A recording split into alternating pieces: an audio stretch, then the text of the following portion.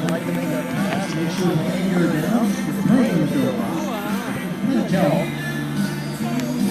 You don't want to do a belly up landing. Worst thing that happens is only feel your heels are down. Here comes the horse area for landing. Going to Mike beat the ball.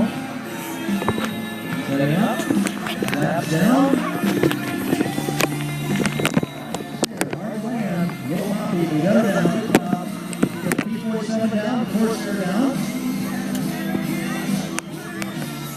Still got about 3 minutes, guys.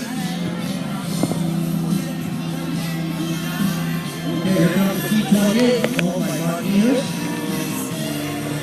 This is a trainer, naval trainer.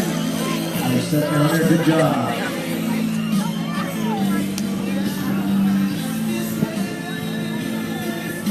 They said we've got bigger ones coming up a little bit later. This is what we call the small.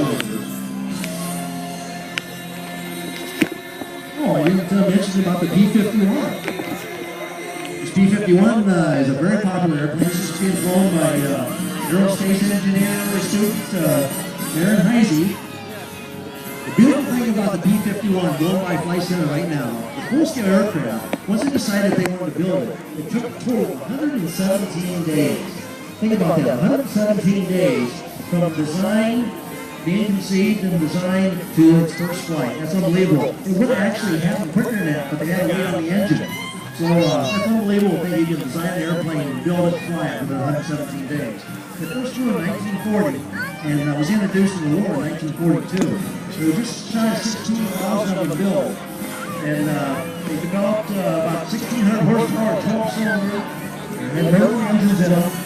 A little bit smaller than a P-47. They had a 37-foot wingspan, but they were fast. They were 448 miles an hour.